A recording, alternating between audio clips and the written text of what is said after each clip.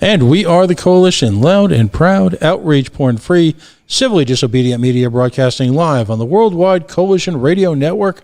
Well, that's at coalitionradionetwork.com, facebook.com/the Coalition Radio, on the mighty Twitter at Coalition_radio, and of course the original Coalition Digital, pre-digital, analog 1.0 website.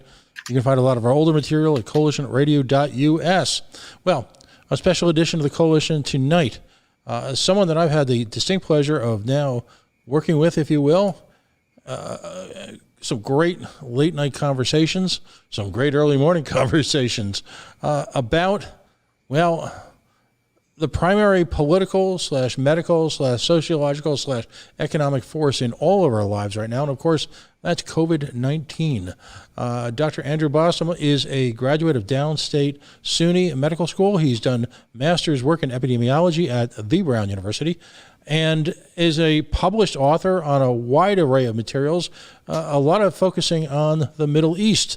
Truly a Renaissance man in a time when, well, literal thought, constructive thought, reasoning seems to be in dire short supply. Dr. Bostom, welcome to the Coalition, and thanks for joining us tonight. And, well, thanks for being a part of the conversation writ large here in Rhode Island. Oh, thanks for having me on, Pat. You have become sort of a life force, if you will, for those folks who are, after a year plus of seeing lives upturned, lives lost, businesses destroyed, economies laid low, you become a force for those who are still have inquiring minds, folks who are not willing to just accept what they're spoon-fed and desire, crave, if you will, information, truth, science, all the things that our American government, our state and local governments, quote unquote, speak to and often use as a social force against those who question authority, but for whom real answers seem to be in pretty short supply. First of all, talk a little bit about your background, if you will. I understand we share some roots from one of the, truly, I think of that as a sort of the cauldron for strength. And of course, I'm talking about Brooklyn.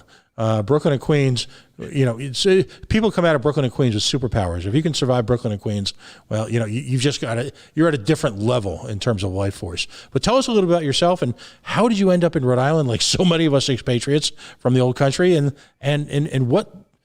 what's driven you, if you will, to become such a powerful commentator on all things COVID?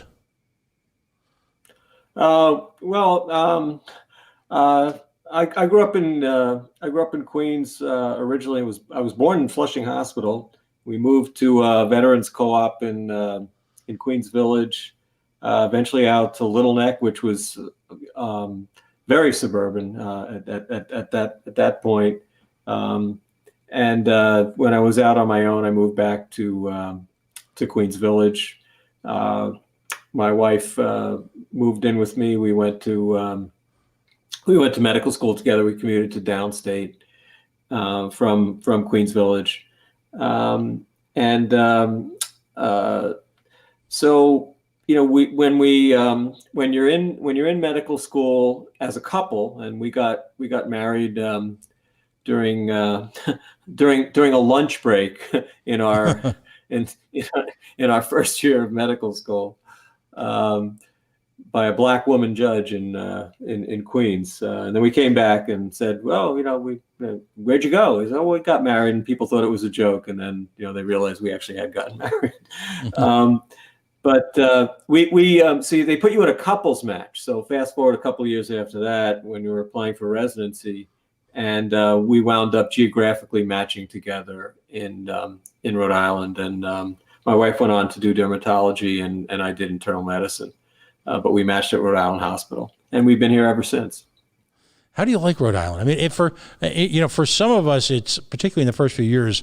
I'll use the analogy: strangers in a strange land. And then all of a sudden, one day you're back visiting the old country in New York, and you're driving up Connecticut, and you pass through the magical exit 93 into the behind the curtain, if you will, and you feel this audible / clear sense of relief, and then you realize, my God, I'm one of them. What's it got to be like for someone from the city, the real city, that is?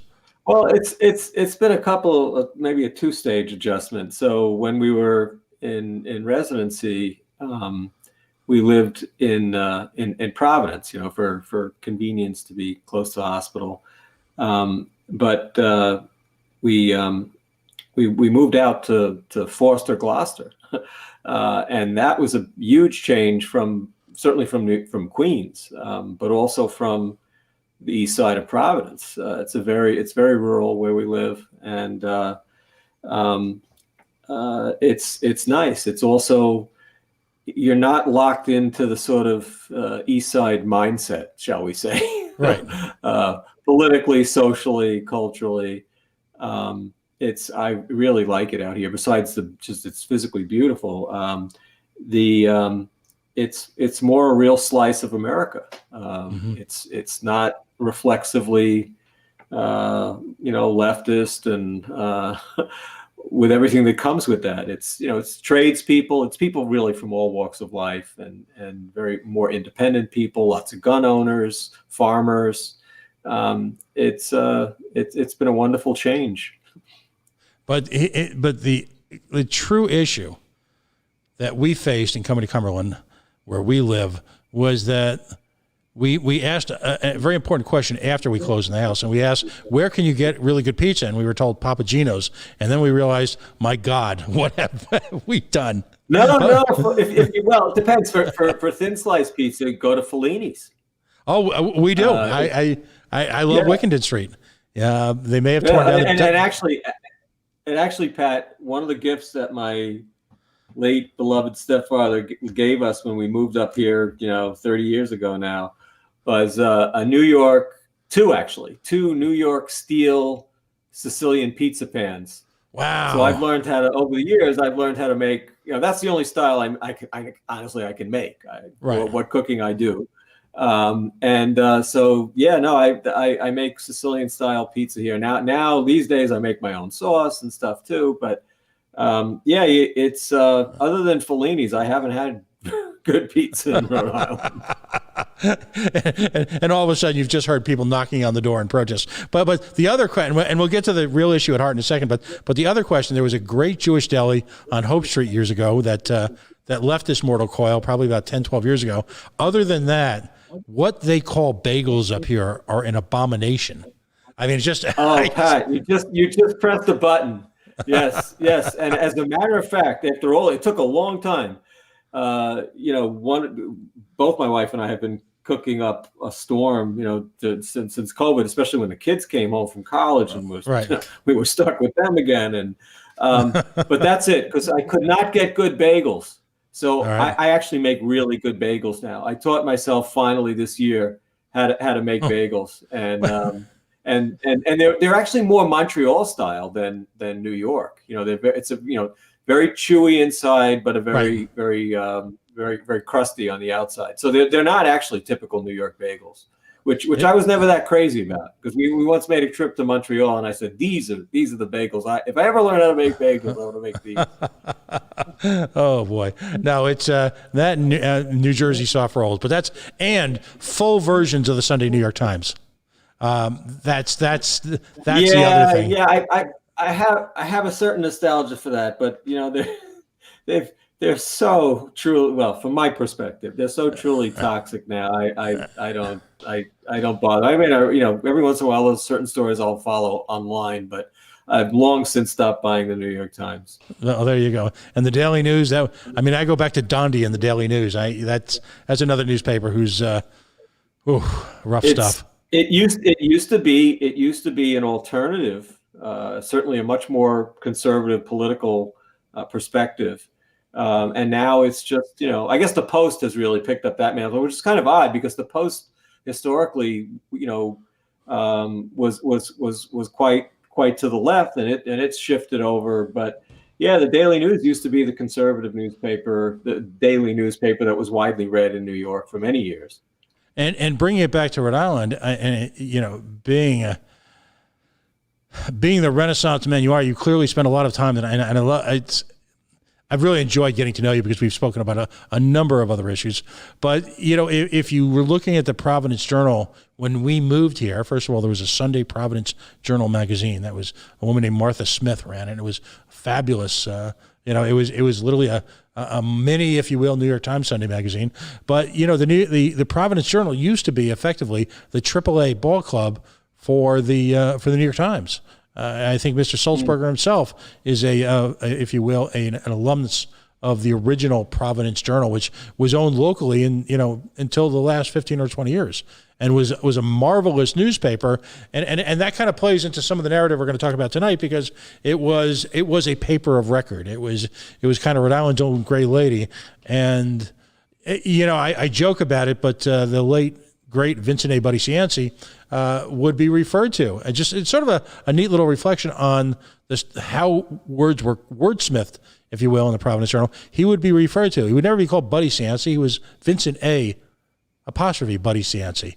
And it was and that was just sort of a kind of a cosmetic reflection on how seriously the news of the day was taken. And, at the time there were a dozen or so, probably even more, local Providence Journal outlets. Out in the East Bay, the West Bay, Providence, they'd all have their own version or an edition inside the paper. And it was truly an amazing read. It was, if you love newspapers and you love to read and you just love to study, it was amazing. And when we come full forward, one of the reasons that you and I met and chatted, as you've had with a number of folks in the independent media community, that the sheer absence, if you will, now of any of that sort of in-depth reporting or, just a real focus on the truth and news.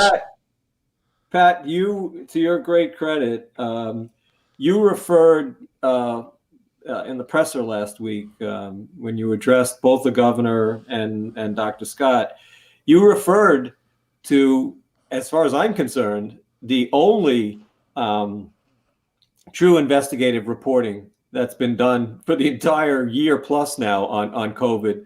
Mm-hmm. And it was the last piece written by Ed Acorn before he was retired from the Providence Journal. It was published last April 30th. And it included the figures that you were alluding to in your question last week, which showed the projections. Your question remains unanswered. Who was responsible for these model results, which were implanted at the Department of Health website for at least a month or so, and they predicted between 2,250 and 4,300 patients would be hospitalized with COVID at peak census, which was going to happen roughly by the end of April last year, or by May 3rd. And you asked the appropriate question. But by the way, the peak census was 375 on April 28th. And Ed Acorn investigated all this, and he found that the models were put together by some still mysterious group between the Department of Health and Brown University, and I'm assuming the epidemiologists and statisticians over there. And your question was just brushed off and never answered. Like, who specifically was responsible for predicting 6 to 11-fold more patients, which is really overrunning the hospitals was why we were ostensibly locked down, and we never came close to these projections. And my concern is that these are the same people, unnamed, that are going to be modeling us out, so to speak, to lift these restrictions. And if you heard Governor McKee's interview this morning with Tara Granahan on WPRO, he won't give an answer. Although at the same time, Pat, this is what's so ironic about all this. He's very gung ho now, and to his credit, to dismantle the overflow facility at the convention center, and that by definition, Pat, means the emergency is clearly over. If he's doing that, it's clearly over. And yet he won't relinquish the emergency powers, and we don't have any metrics as to what will actually get us out. We've been hovering at the same low rate of infections for almost 2 months now, and they keep raising what I and many others now call panic pornography, about, are there going to be COVID variants that are going to afflict us? They never cite lots of reassuring information about one of these variants, which is the B.1.1.7 variant, which became the predominant variant in the UK. And by the way, Pat, just tonight, the Telegraph, I guess what used to be called the London Telegraph, now it's just called the Telegraph, ran a lead story that they're announcing by Monday. They project that Britain will have reached, the UK will have reached herd immunity. Over 73% of the population will have some form of immunity, much of it naturally acquired immunity from infections. Also, the extensive amount of vaccination that they've done, and that's in the teeth of the UK variant becoming the overwhelmingly predominant variant there. We also have the state of Texas, where I just checked. There are virologists that have put together websites that will chronicle the impact of the variants that are out there. And Texas is about 60% now UK variant. Well, they're wide open, and they're doing very well. You just saw the crowds for the opening of the Texas Rangers baseball season. Their hospitalizations are way down. Even their infection rates are down. Their deaths are way down. And that's, again, in the teeth of having 60% convert from the original, if you want to call it the native or Wuhan strain, to the much feared B.1.1.7 variant. And it's just the same thing with Georgia and Florida. They're at least 50% of this variant. They're open. Florida's been open pretty much since September, and they're doing very well. And now you can find some counter narratives, Pat. Michigan's having some issues. They have a lot of this variant. There are other parts of Europe that aren't doing so well who have this variant. But you have to balance that out with the overall picture, which shows a lot of reassuring data. And we also have some evidence from they have to do laboratory studies for this, but they're all we have at this point. You can isolate sera from people that either have recovered from natural infections or at a set period of time after vaccination. And there appears to be a lot of activity, at least in the laboratory, against many of the variants, including this UK variant, from people that, again, have convalesced, they're recovered from the infection, or they've gotten vaccine-induced immunity. So there's more than enough information out there if you're going to give a balanced picture to say that it's not so dire when it comes to these variants, and let's just get the ball rolling. And the other thing is, Pat, the bottom line for me is, if you look at per capita mortality across the United States, if anything, the states that had the lesser restrictions overall have done better. And that's just one aspect. That's COVID per capita mortality.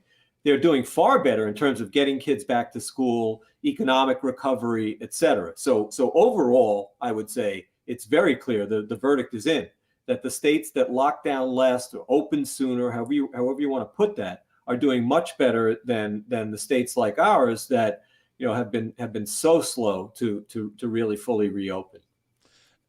It's just sort of like a movie. We've started with sort of the near end, and let's go back in time. And let's do a little bit of analysis on the first 7, 8, 9 months of our response. So last March, it became clear in the United States that there's an issue here, a serious issue, and regardless of where this came from, different individual states and the Trump administration at that point had decided to leave it to the state level to react. Individual states were reacting in their own manner. In Rhode Island, of course, we began the now infamous year-long 15-day flatten the curve. Let's start from there. What were your thoughts at the time as a medical professional, as a doctor, as an epidemiologist, as someone who does a lot of research, and clearly an independent thinker? What was honestly floating around in your head as all this started to well up right about a year from now? I mean, initially, first of all, my background in epidemiology is really cardiovascular disease and chronic kidney disease epidemiology. Hmm. So while I would say as far back as January, seeing what might be coming, based on China and then Italy, I started to do the best I could to get up to speed and read papers and read other person's analyses and whatever, obviously whatever was in the lay press. I didn't have a very good sense, except perhaps for one insight, which I think still holds. Do you recall the cruise ship, the Diamond Princess, Hmm. which had it was a very good laboratory. It was really a floating laboratory for what might transpire, and it actually gave me some reassurance. It was the first bit of reassuring data that I saw, because I believe there were about 3,700 people confined, and in the end, only about 20% of them even became infected. Hmm.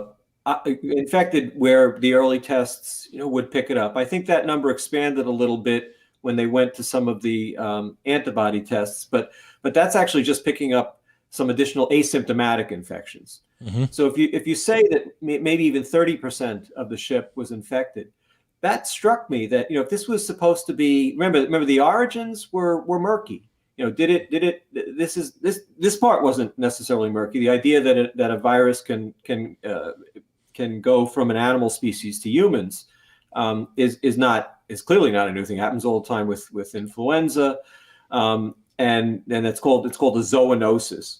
But here there was this possibility that, God, could this have been a genetically re-engineered virus used for chemical warfare, the Wuhan lab, or were they just studying these bat coronaviruses, and did they escape from the lab? And but so there was a lot of mystery and fear, I think, because of the unknown origins. But what the ship said was that, well, it's kind of behaving like a virus.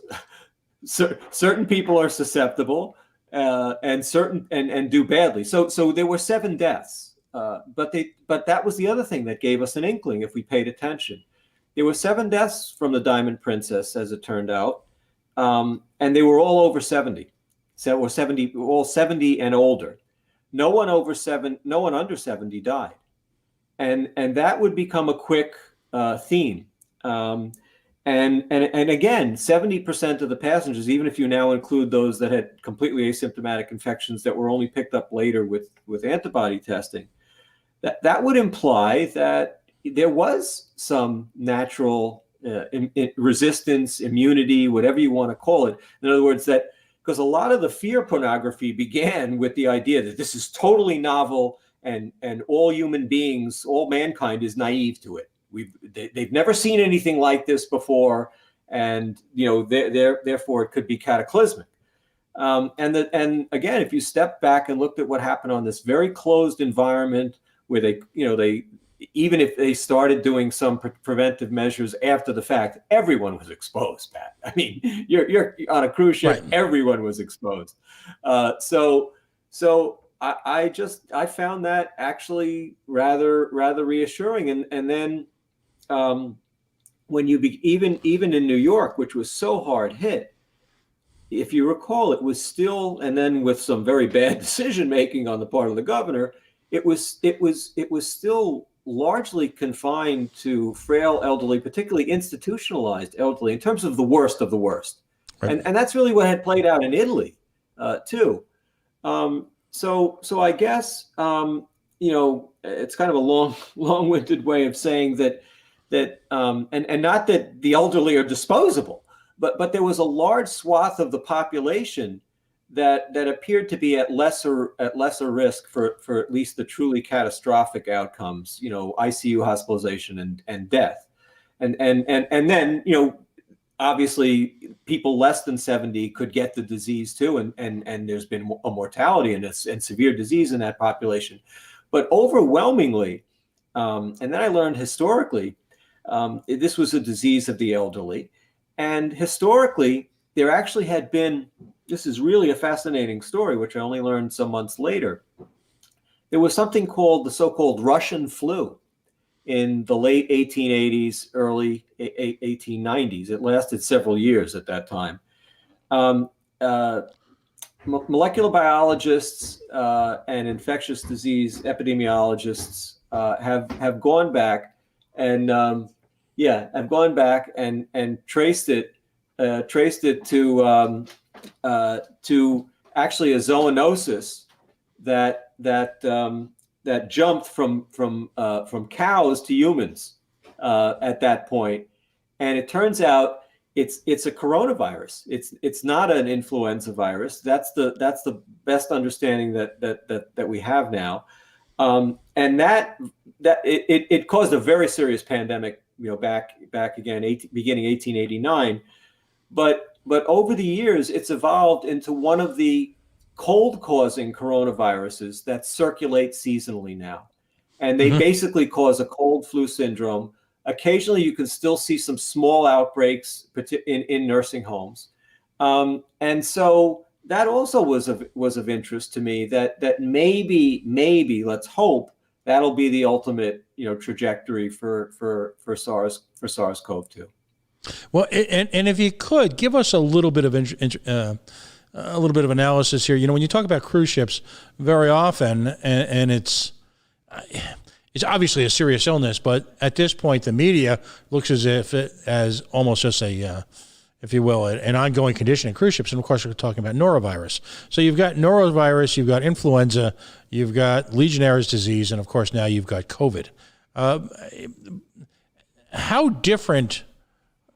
And I'm old enough, by the way, to remember the Legionnaire's disease when it actually hit an American Legion convention, right? And that was, I believe, in Philadelphia.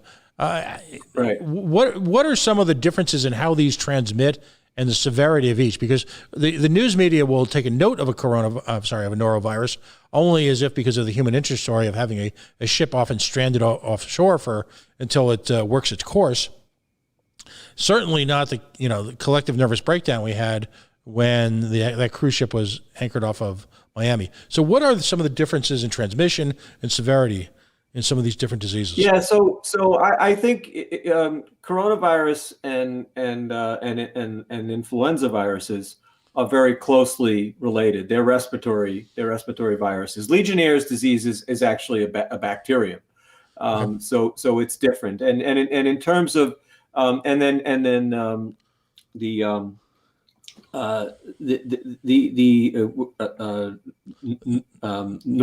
it the Norwalk virus or the norovirus?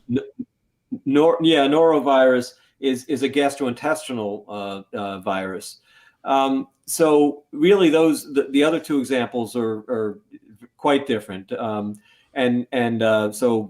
typically, gastrointestinal viruses, it's fecal oral transmission, not airborne aerosols. The Legionnaire's was eventually traced back to infected water supply. It's a very serious but less transmissible kind of illness, but there's a good class of antibiotics that can be used to treat it. Whereas influenza, pandemic influenza, and now pandemic coronavirus, SARS-CoV-2, are spread by aerosol, and we're really still in the infancy of coming up with treatments. There are things that show promise. There are antiviral drugs that were developed to treat influenza, at least early, that seem to have some effects, but largely what's quelled influenza has been naturally acquired immunity or some vaccination programs, particularly targeted vaccination programs. We're seeing some advances now in terms of therapeutics with SARS-CoV-2. There are monoclonal antibody therapies that are showing some promise. There's a lot of work in the developing world, and increasingly now it's sort of having to be led and beaten over the head with some successes in the third world Of course, there was the whole hydroxychloroquine debacle. And as far as I'm concerned, there may actually still be some use for it, in limited outpatient use, very early treatment, particularly if other things aren't available. But there's also another antiparasitic drug which is showing a lot of promise, more promise, I think, than hydroxychloroquine really ever showed, and that's ivermectin. But it's really bizarre, Pat, the resistance to it. I'm not a conspiracist, so I don't get into any of that, but it's just very strange to me. There's a body of small randomized controlled trials which are showing some promise for ivermectin, and developing countries have employed it extensively. It's uncontrolled evidence, so it's hard to tease it all out. But it looks like it's having an effect. So I hope this sorts itself out, quickly. I think finally there's a big clinical trials unit at Oxford University. I had read that they're actually begun a trial of ivermectin to sort of follow up on some of these smaller randomized trials. The monoclonal antibodies that both Lilly and Regeneron have developed have looked very promising as early treatments. And now we have the mass administration of vaccines. So those are all, I think they're all promising. My personal opinion is that I'd like to see the vaccines more targeted, and the issue is now coming up. You and I have discussed this privately. The issue is now coming up of mandating vaccines for young people, and I take great objection to that. I don't. First of all the vaccines that are available, they're different. The two major platforms now are the mRNA vaccines and the adenovirus vector vaccines. These are all brand new platforms. These are not the old, what we got as children, either live attenuated viruses or deactivated viruses. These are new ways to deliver vaccines that are, and that's why the vaccines now are EUA, experimental use applications, because they haven't had enough time simply to be observed in human populations, not just for short-term efficacy in terms of preventing infections, but for safety. So to me, they should be carefully targeted towards the truly high risk. Obviously, that's not the policy that most are following. So it gives me some concern, but I really do draw a line at the young people, because college age and younger. This disease has turned out to be more benign, mercifully, even than seasonal flu, let alone pandemic flu. And so I think you really, and a lot of kids have been infected. And so they have a naturally acquired immunity. So when you hear, Roger Williams and now Brown mandating vaccination in the fall, where given the usual timetable for when these vaccines will be formally approved by the FDA, we're only about halfway through that process. It's usually at minimum a 2-year process. So I have real concerns about doing this, vaccinating the lowest of the low risk populations in a mandatory manner, and also we're operating in a void, which could be of evidence. To his great credit, WPRO's Matt Allen, after the Roger Williams announcement, finally got them to provide him some information about not just the number of infections, but the number of hospitalizations at Roger Williams. And Pat, lo and behold, it turned out, I went to their, most universities now have what's called a COVID data dashboard, and you could see there were close to 200 infections that had occurred in among the students. And Matt found out, got an email that there were zero hospitalizations, right. Zero hospitalizations. And so again, if this were something that affected that population more severely, and if it were a vaccine that had been out longer in terms of long-term potential effects, that would be a different question. But when you're working with what's essentially an experimental vaccine still at this point, and you're now targeting the lowest risk population, I think that should be purely voluntary. It should not be. It should not be mandated. Well, and clearly, as so often happens, crises develop, if you will, new and yet to be determined results in terms of our civil liberties. The technology has always pushed the tests of our civil liberties and the incidents long before thoughtful people have gotten together and analyzed potential issues. Let's say some urban myths and legends here, and get into a little analysis. One of the things that's always perplexed me is this: when you and I joked about, well, we each have roots in Brooklyn, and so to see the impact be so severe in New York City, when you've got very similar living conditions, if you will, in the urban core here in Providence, Central Falls, Pawtucket, West Warwick, the eastern sort of core of the state is shockingly urban when compared to, say, out the western part of the state, a mere 10 miles away. I'm not aware of too many states that have that kind of diversity at such a scale relative to the state so close. So in New York City, it would, you had a near meltdown. I didn't see my daughter for months. Right.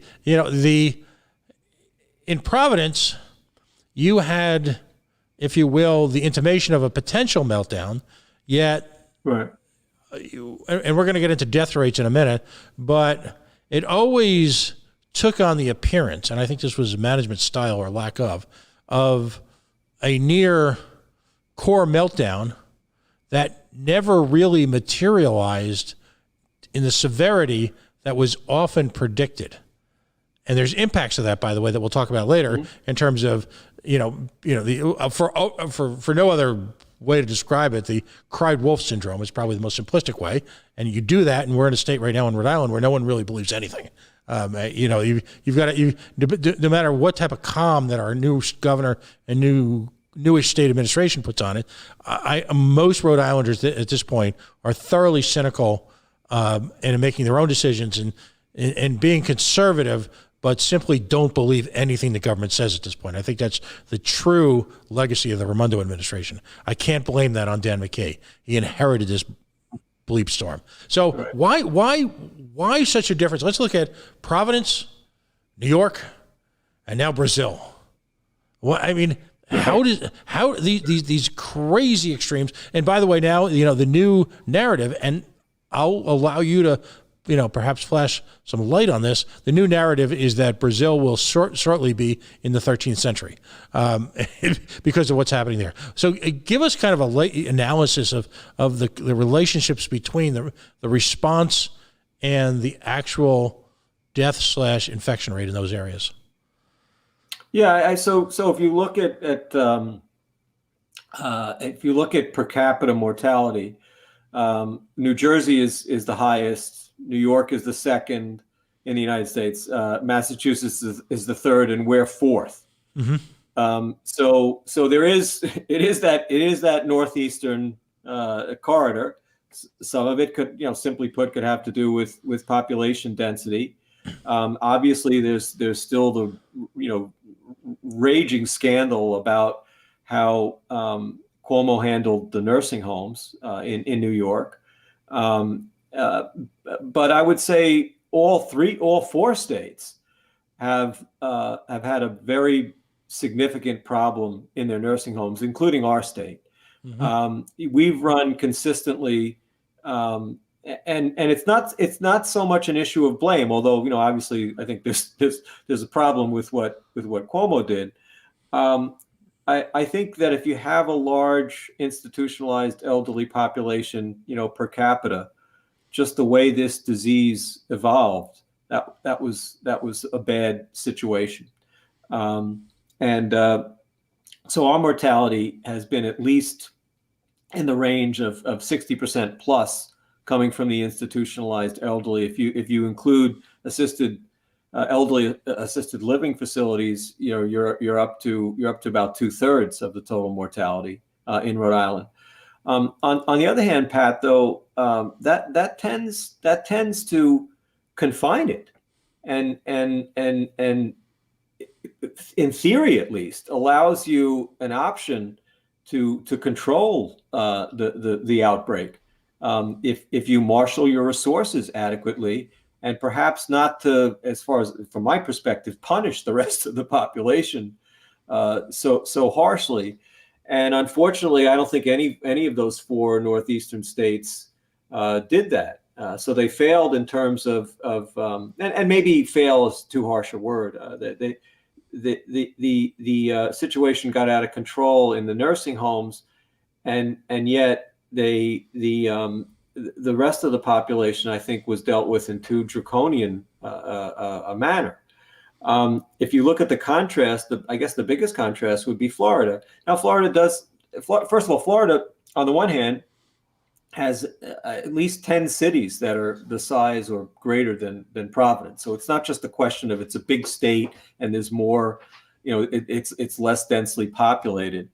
But, to Governor DeSantis's credit, he realized early on some of the basic epidemiology in terms of how deadly this was in the elderly population, and to the best of his ability, and he wasn't 100% successful either. He tried to segregate them. For example, opposite what Cuomo did, he actually designated certain nursing homes as COVID only to try and at least segregate them. But whatever was done in Florida was at least done with the recognition that this is overwhelmingly a disease in terms of the worst consequences of the elderly. And I don't know why, but in the other, these northeastern states which had higher per capita mortality, I think Florida, last I looked, is about 27th in the country compared to the top four in the Northeast.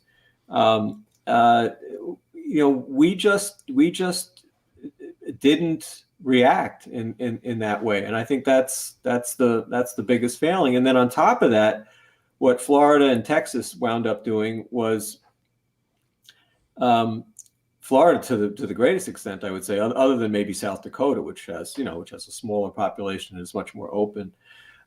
Florida opted to engage in a strategy of protection of those that were most vulnerable, but to the greatest extent possible, reopening the state, understanding the profound economic consequences of lockdowns, and also their failure. I mean, you have to understand that lockdowns were rejected until COVID. Lockdowns were rejected in terms of epidemic planning, because they just were felt that they would not actually be all that effective. If anything, you would delay. The virus would eventually, find its hosts, even if there was some time delay to that. And you would delay the achievement of herd immunity. These were what the great epidemiologists at the beginning of the end of the last century and the beginning of this century, believed when they were doing their pandemic planning, and they didn't believe in masking. They felt there were enough data to show that it was quite fruitless, it's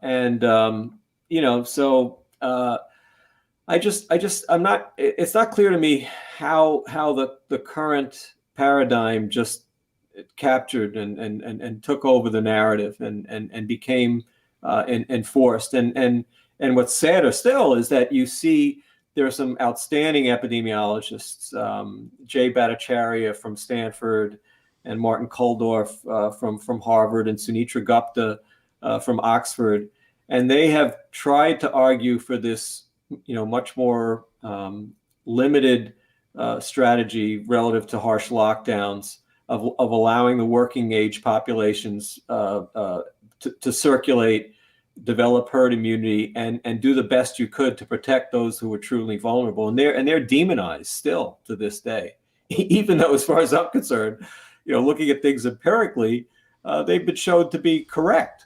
So it's just hard to understand how these narratives, despite the evidence, still remain in place. But in terms of what's happened in Rhode Island and going forward, I actually think we're in a pretty good place now. That we should be reopening much more than we have, Pat.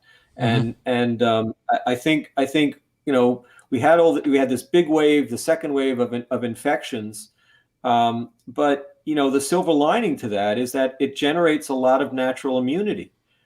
We also have, I could see, I have it written down here.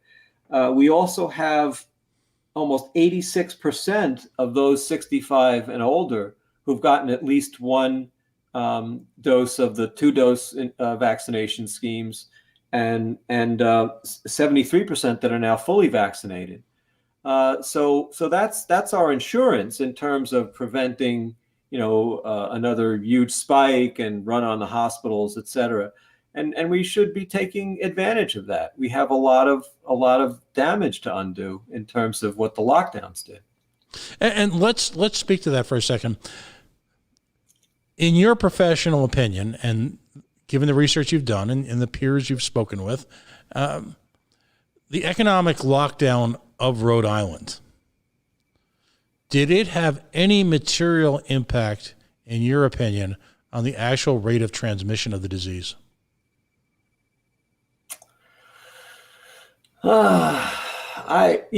It's, again, if it did anything, there are certain delays.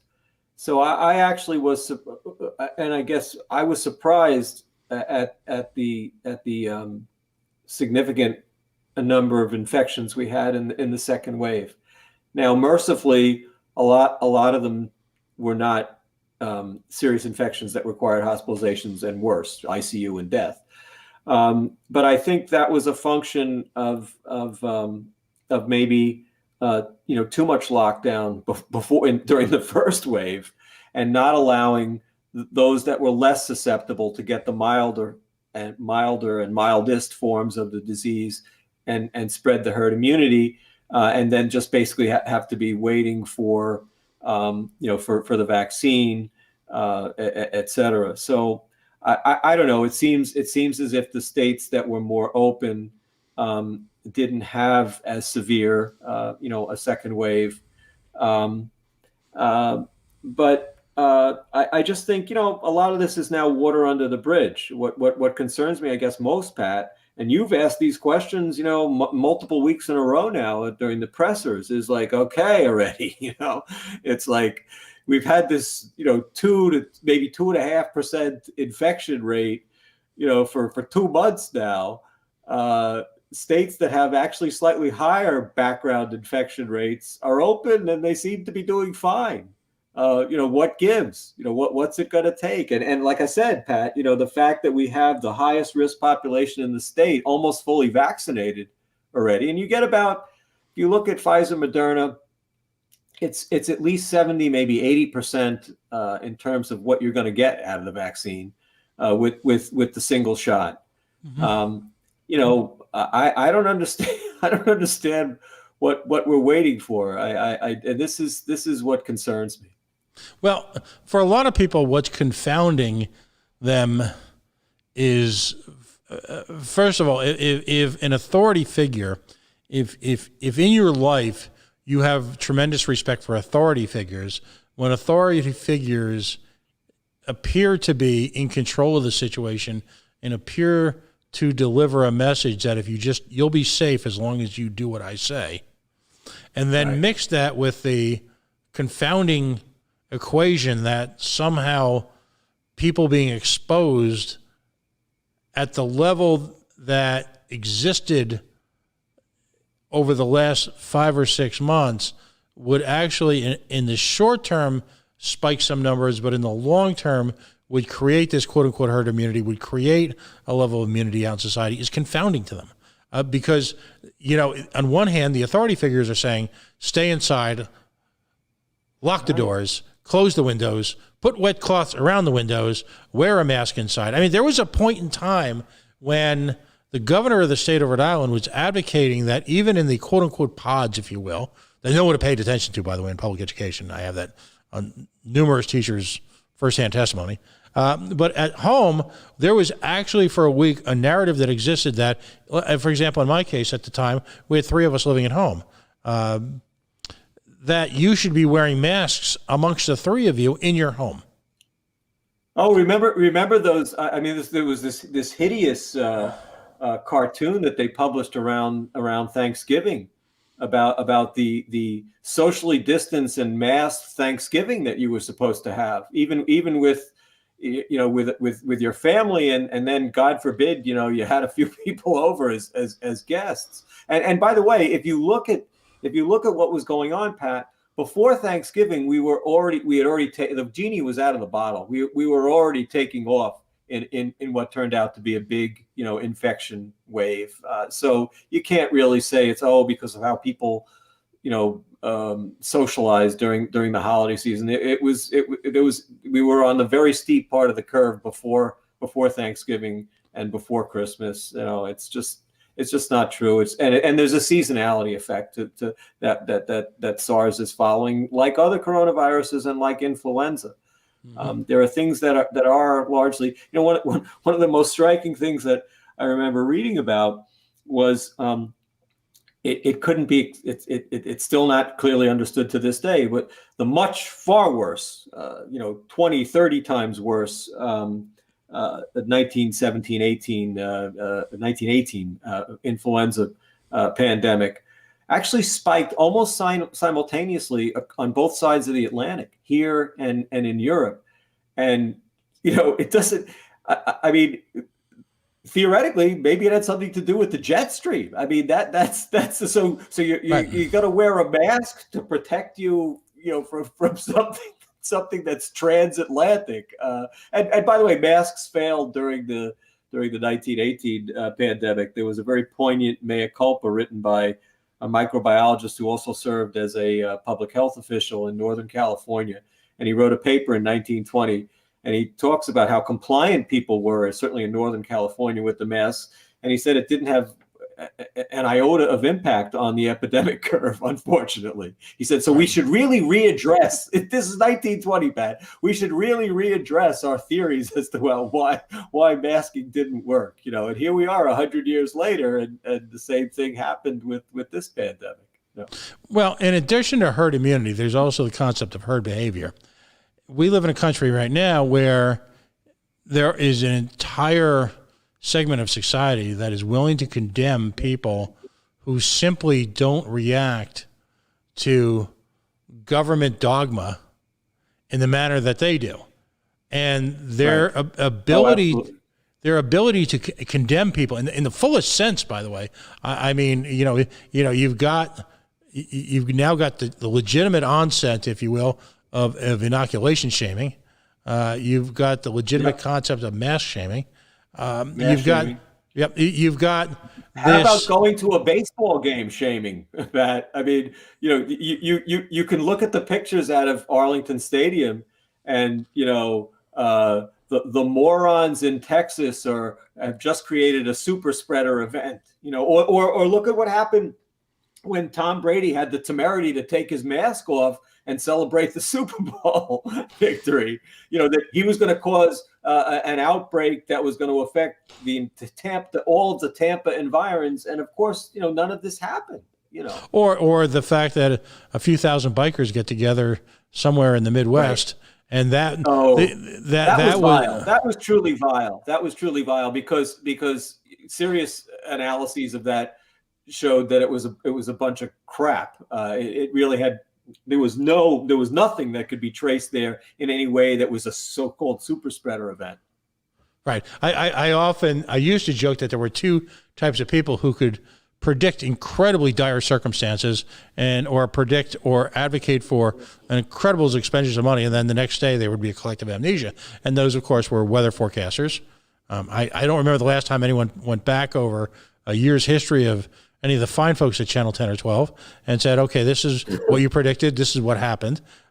People who, come out with these incredible bond issues who say it's going to be spent for this, this, and this, and we never hear from it again.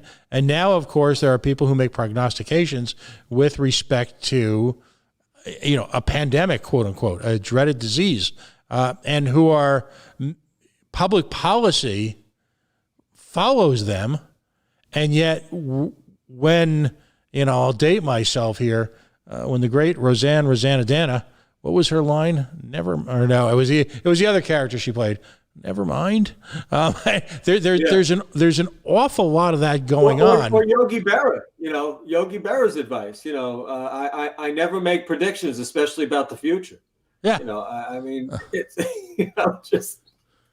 But it's we've now got a culture of shaming based on prognostications that have been almost criminally wrong at every level. And that's why I look at the situation in Rhode Island and I see lives ruined, absolutely ruined. Yeah. And I've never taken this disease lightly, by the way, for anyone who listens to this in the future. I've always been very careful. I'm in that dynamic in terms of people that it could wipe out. I just am. And so, I guess Pat, I guess the real issue is like I said, all right, let's let bygones be bygones. Everybody made mistakes, whether they predicted things that were too severe or too mild, at various points in the past year. I mean, I was actually mea culpa. I didn't think that we were going to see as big a spike in infections as we saw, with the second wave. I still think everything, when you fully account for everything, I still think the first wave was worse, even though by certain measures, the second wave, looks harsher. I think that's a function of the absurd amount of testing that was done and how that filters into the system. I mean, once there's a label of COVID, even in the absence of a real clinical diagnosis, just a positive test, too many things carry through the system. But that's a separate issue. But still, I admit I didn't expect that many infections in the fall. I guess I had underestimated. I thought more infections had spread in the spring, and there was a higher level of natural immunity. But at any rate, here we are now. And again, what concerns me and what's concerned you, obviously, at the last month's worth or so of press conferences, is that we're looking at states that are open and wide open. Florida, South Dakota have been open for a long time. Both of them are doing better than we are doing. Florida, considerably better. Texas, our second largest state, considerably better. What are we waiting for? I don't understand it. Well, and with respect to the second spike, the first spike we weren't prepared for. We had no idea what we were really dealing with, on a societal level at least. On the second spike, there was a considerable concession by society adhering to every single safety aspect prescribed to them by federal, state, and local governments. And Pat, you pointed out the survey data right as we were really taking off in November. And again, this was before Thanksgiving. You pointed out that Rhode Island was the most mask compliant state in the entire United States, at 96% mask compliance. Right. Right as things took off. Right. And there was a day where arguably you could say that we were the most mask compliant state, if there was a state whose hands, the new state image could be a hands rubbed raw from pure alcohol and being set on fire, that coincided with also, there was a day in American history where Rhode Island beat Serbia for our infection rate. Well, right. And Pat, just within the last couple of days, laughing, which I didn't think was very funny, Dr. Jha mentioned, "Oh yes, the CDC has now decided that since it's not really spread by fomites but contact, etc. We can ease up on the compulsive cleaning and things like that have driven restaurant owners and everybody else, frankly, store owners crazy." Right. Just as if it's a joke. It's not a joke. Just like the models that they gave us are not a joke. I mean, these are things that will have to be addressed. But again, I'm willing to let bygones be bygones. What are we going to do to reopen the state, to get rid of this useless mask mandate? Now that we've got, a tremendous amount of naturally acquired immunity and vaccine augmented immunity in the most vulnerable. What is the plan going forward? I don't think there's going to be a plan, and I'll tell you why. First of all, a woman by the name of Liz Tanner, who is one of those nameless, shapeless, selfless, non-existent. In former Soviet Union, they called them apparatchiks, right? In Brezhnev era socialist workers' paradise, the type of person you never ever see, but who has a profound impact on your daily life. She had something called the Department of Business Regulation. 3 initials that now strike perhaps greater fear into the average Rhode Islander businessman or woman than the other 3, which are IRS. And this is the, if you will, the repository of all things knowledgeable. We put up a video yesterday, a minute-long video clip, if you will, exercised in its entirety, not edited, from a meeting she had with the mayor of East Providence and the chief of staff for our Governor Dan McKay. And when asked about by an individual on this Zoom meeting whether or not at some of the events that were coming to the spring, if all parties have been inoculated, that whether or not they could go maskless. And you could see the inner, if you will, middle school principal in her come out and say, well, no, we are going to be masking for a considerable amount of time going forward.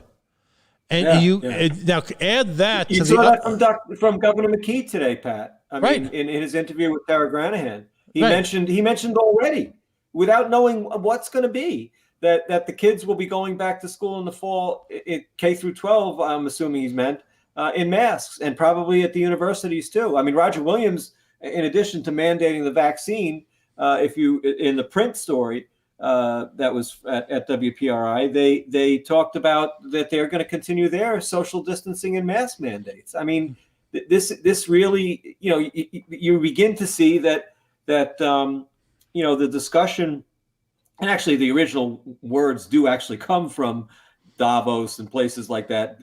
The Great Reset, is apparently real. This is the way things are going to be. Right. Unless people fight it. Right. They're talking about you'll hear music in Newport this summer. No. If in fact you combine herd immunity with a disproportionately high vaccination rate, then prove to me, before you continue to impose limitations on the small business community, prove to me what the science is underlying. Last week we went from 6 people at a table to 8 people at a table. Maybe it was 8 to 10. Right. Who knows at this point? I call it COVID porn. And I asked the question, where is the science underlying the move between the two? And I had a moment, kind of throw a flashback to my childhood, and I'm talking about those. Remember, once you can only see the Charlie Brown specials once a year, and when what would the parents say when in a Charlie Brown special? Wah wah wah wah wah wah. That's what I got. And yet, here's the biggest frustration of all, Doctor. I ask these questions, and they look upon me as if I'm a science denier, as if I'm a doubter, as if my next step is to propose leeches, when in fact they're the ones peddling the lies. And exactly. And the leeches right. Like the face. I mean, every week. Now she really seems to bristle, but Dr. Scott, has to make a point of emphasis. Masks work. I mean, Pat, notwithstanding the fact that the gold standard for interventions in medicine for the 40 years that I've been both a physical therapist and a physician are randomized controlled trials. Well, when it comes to masking to prevent community respiratory virus infections, we have 12 consecutive negative studies between 2008 and 2020. The last 2 studies that were published were just published in the fall, this past fall, and one involved COVID-19 itself in terms of masking to prevent infections, and in 5,000 Danes, and it was negative. And right before that was a study which was sort of a broad, published right before that, but conducted previously, actually before SARS-CoV-2, dealing with 6,500 Hajj pilgrims and randomized on tent, and a whole gamut of respiratory infections, primarily influenza and rhinovirus. None of them were prevented by the tents to any greater extent in the tents that masked. And in fact, there was a signal which suggested that the laboratory confirmed infection rate, as opposed to just the symptomatic assessment, the historical assessment, was actually worse in the masked group. It didn't quite reach statistical significance, but it looked to be about a 40% increased risk. So in the face of all this evidence, to then mandate masks as opposed to making them a recommendation is really science denial. It just and I understand if you're grasping at straws and there's really you're just at a loss. Well, maybe this will help. Well, maybe it'll give a certain reassurance. Well, then you have to be more guarded in your expectations, and certainly in your demands, and you also have to be wary of a phenomenon that the Scandinavians were concerned about, and why they don't mask kids in school, and they very limited masking in society, because they felt that the mask could actually serve as a temptation to people who are actively ill to go out and circulate, when the most important thing to do, since the infection is spread by symptomatic people, this whole idea of asymptomatic spread is additional nonsense. The public health officials in Scandinavia were pretty concerned that masking would encourage sick people to circulate in the population and make matters worse. So there's so many issues like that. But again, I come back to, not to beat a dead horse, can't we come up with a more constructive way, to move forward? Look at examples of states that are frankly doing better than ours, that are economically in a much better position, that have many more kids in school, and that are moving forward. What is it going to take to have that paradigm come to Rhode Island? Well, there's a central problem out there. I'm going to draw an analogy between what I'll call the governmental / public health / economic, let's just call it government, and journalism. In journalism now, what passes for quote unquote journalistic behavior is what I call a press release journalism, or let's report on the reports of other journalists. So particularly on the web, you'll see a web story in the form of maybe on one of the newspapers or one of the big aggregator sites, Yahoo, Microsoft. You'll see a quote, and I'm using air quotes here, reporter using as a source someone else's reporting, which of course at some point is dependent on a combination of maybe an actual source or someone else's reporting. At this point in time, the circular logic that seems to exist and be generated by government directly is, well, the CDC said. All right. Then explain to me, before you make decisions that are going to affect a $1 trillion economy, explain to me the underlying science behind the CDC. It is no longer good enough for any of us to simply take the alphabet soup that is American government and use that as an authority for literally anything. The CDC, they quoted somebody else. And use it in a highly selective manner, right? Because I think there have been.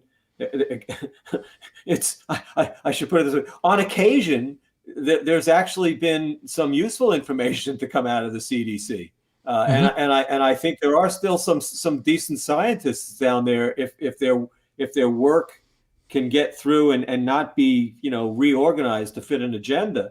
I think the CDC probably has it about right in terms of comparing the true extent of infections to those that are documented. So they use a figure of about 4.6-fold, and if you apply that to a state like ours. Now, it's a little muddier because we do so much asymptomatic testing, but But if you look at the number of infections that have been documented in the state, and you say, well, if it's not quite even if you just take half of the 4.6 fold, and then you add that to the people that have been vaccinated, and again, assuming some overlap, I think the reason that we're unlikely to see a significant spike is because probably at least half the state's immune at this point in some fashion or other.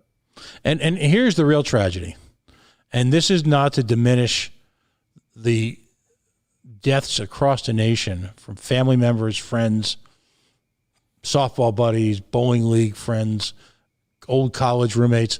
That's not to diminish it all. But from a societal perspective, the real tragedy in my mind is at this point we have eliminated, because of the use of agendas and hard sells and urban legends, and we've used myths to perpetuate a public health position that's based on sand, that there is virtually no trust in the American people in any of our governmental institutions at this point.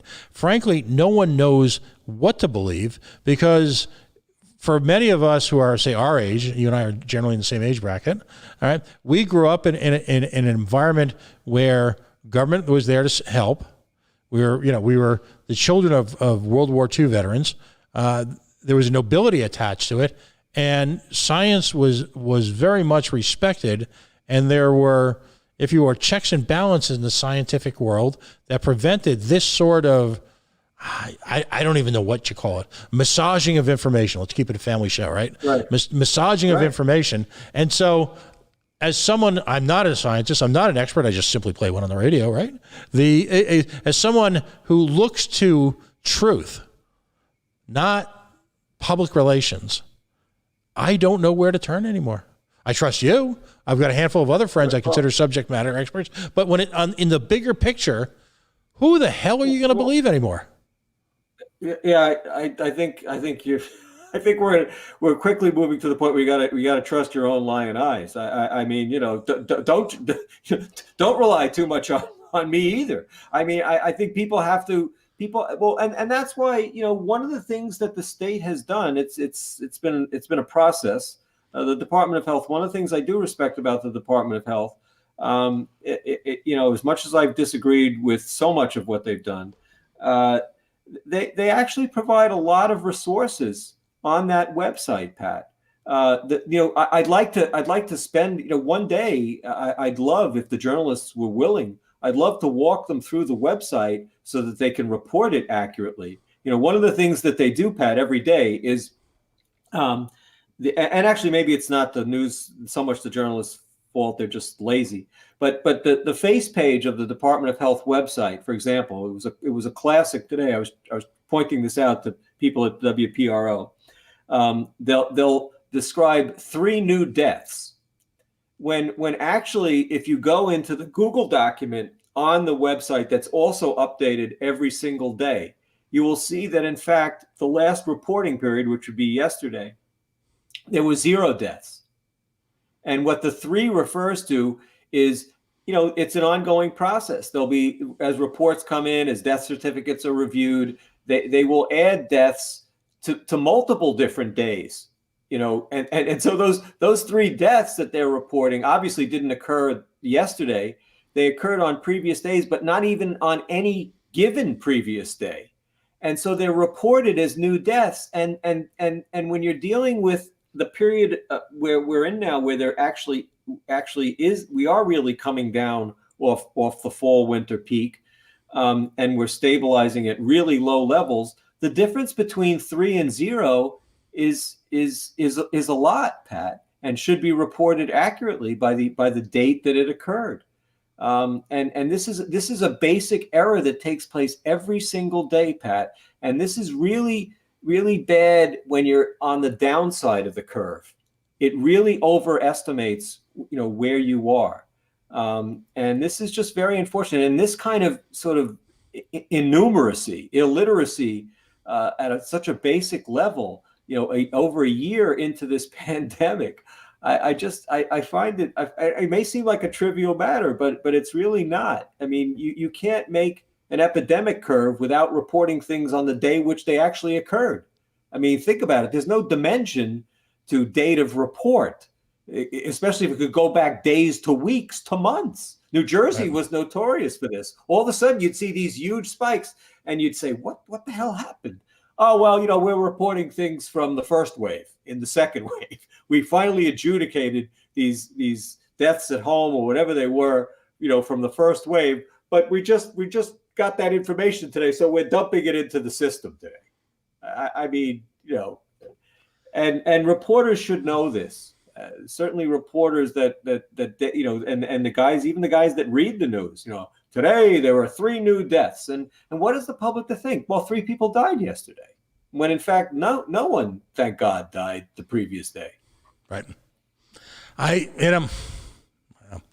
Well, we've we spent a considerable amount of time talking this evening. See how quickly it can go by when you don't have commercial interruptions and actually can develop a thought. It's magic. Any final thoughts that you'd like to leave us with tonight? And please, Pat. Since you're the best at this, you're peerless when it comes to this, and I'm not just blowing your horn. Tomorrow, when you beat everyone to the mic, I don't know how you do it, but you do it. You really, this is an important issue for young people who this has been one of God's mercies to us with this whole last year, is that young people do really well with this, and you've got to ask what is the basis for even allowing, especially with an experimental vaccine, universities to mandate that kids have to be vaccinated before they come back to the campus. It's remind everyone, including the governor and Dr. Scott, that it's an experimental use application, that the emergency use application for basically what's an experimental vaccine till we know more about it. Right. And what is the situation, Pat? The data that's not out there. I calculated that there's at least 4,000 positive tests at only 6 of Rhode Island's universities and colleges since the fall.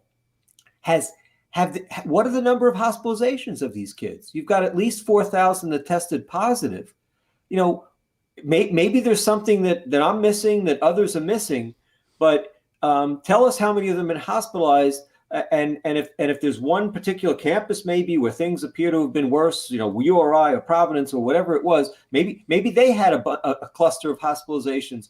But something's got to justify mass vaccination of this very, very low risk population, and people in the state would be reassured if it turns out that we had about 4,500 positive tests among students since last summer or the beginning. But, only 2 kids, thank God, wound up in the hospital, and they wound up getting hydration because they were dehydrated from high fevers. And then the parents would say, whoa, wait a minute. I'm not so sure I want my kid vaccinated with an experimental vaccine to prevent that so-called outcome. Well, all you need to know about university priorities is the fact that in many places, NCAA football, because of the sheer importance of money to universities, was allowed to happen at a time when the rest of the campus was having a collective nervous breakdown, talking about things like mandatory masking and enforced vaccinations. That's all you need to know about their priorities. And in fact, because of a breakout on the University of Rhode Island team football, it was reported this evening that they've ended their football schedule. Spring football schedule. So I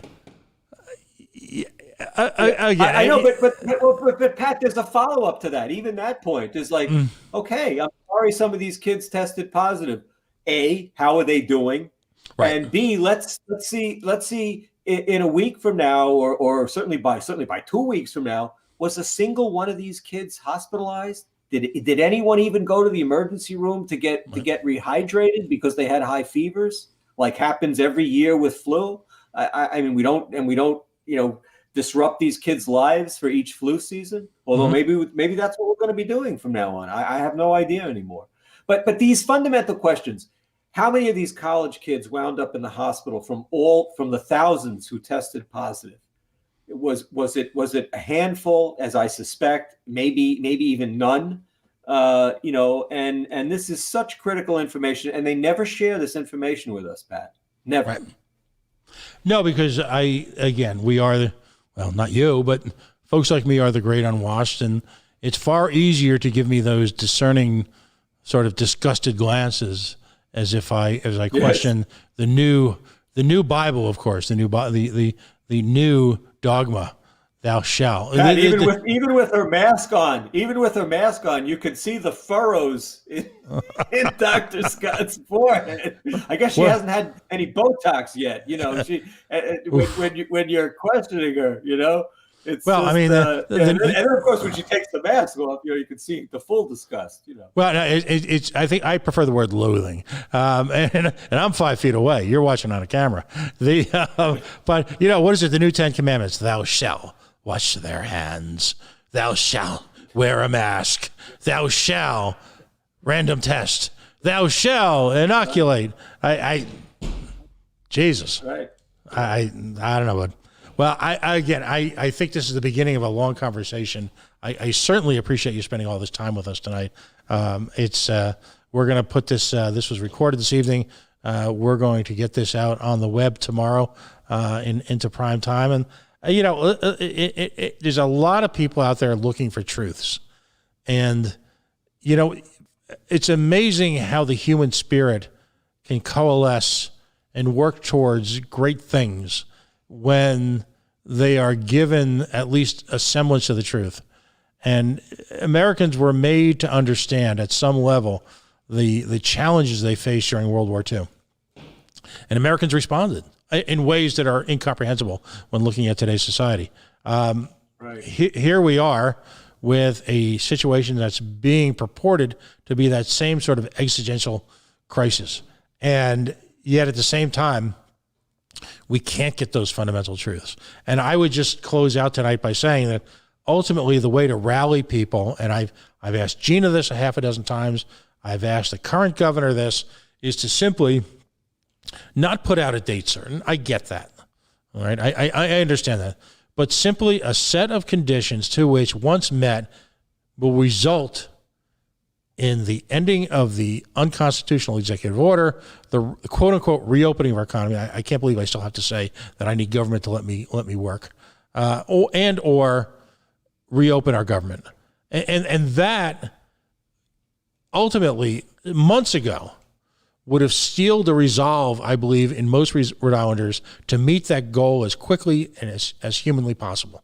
And the notion that we are more than a year out and that we don't have that is, to me, criminal. Well, it's in the end, it's also confusing because he's, as Governor McKee said today to Tara Granahan, he wants the overflow facility dismantled. So obviously, It's not an emergency anymore, Pat. That defines it, really. I mean, to an ordinary person like me, it does. Well, I just, end on this note. Interestingly enough, a few months ago, maybe it seems like a month or two ago, I asked the doctor at what point in time what our capital expenditures were on the overflow hospitals, and I didn't expect her to have it down to the dollar. In fact, I even asked her for a ballpark figure. She actually had no idea. Her press officer had to relate to her and then ultimately send me the numbers. We spent and this is just the capital expenditure, rental costs, things like that, as I understand it. We spent on field hospitals $31 million. $31 million. I don't think, right, and I think they had a very low percentage occupancy compared to according to facts related to me after the fact, approximately 650 Rhode Islanders were treated in a $31 million set of facilities, part of which, and this is really probably, I'm intimate because these are things that made me political, but part of that was a huge payment to the convention center, which quite frankly, I believe the COVID was a beard, if you know what I mean, to cover the fact that this is money given to the convention center so they wouldn't have a complete catastrophic loss. Which hemorrhages cash on a yearly basis for taxpayers. So they effectively channeled millions of dollars of Rhode Islanders' money that could have been spent on small businesses and or health relief in impoverished communities, Pick it. Take your choice. I'm good with either. All right. This is money that could have been spent there. Instead, it was spent basically to cover a political boondoggle. And that to me is criminal. Yeah. And but it also, the census that figures that you're given, you have to realize that that's spread out over months and months. So right. Again, the occupancy at any peak occupancy at any one given point must have been a fraction of what was planned for. Oh, absolutely. Absolutely. And again, to your point, the models. Who came up with the numbers upon which $31 million was spent because of the prognostication, if you will, that at peak incidence that we would have outgrown, or I should say, overwhelmed our hospitals. Oh yeah, I think the tally from the Department of Health, I think we have about 865 beds in the state. So they were planning on a single day occupancy of up to 4,300. Right. Right. So, and we didn't even come up with a total occupancy of 4,300. Exactly. And for COVID itself, even with their guidelines, it peaked in the first wave where they thought there was going to be 4,300 at 375, and we did get about 500 during the second peak. And that's with a lot of sort of loosey-goosey definition of who's really a COVID, in the hospital for COVID or just with COVID testing positive. So, but nothing came close to 4,300. Yikes. Well, thank you for joining us, Dr. Bostom. We're going to pick this up again soon. I know that I enjoy our conversations offline. Let's just continue this moving forward. And and again, we appreciate you taking the opportunity to share with us so much of your insight, because there needs to be balance in the reporting of this. There needs to be balance in the analysis, the post-mortem conversations in terms of looking back. There needs to be a look back ultimately on how government handled this, because ultimately as a government if government effectively is going to take a monopoly on public health situations and not allow outside support, interference, whatever, then they ultimately are responsible for the results.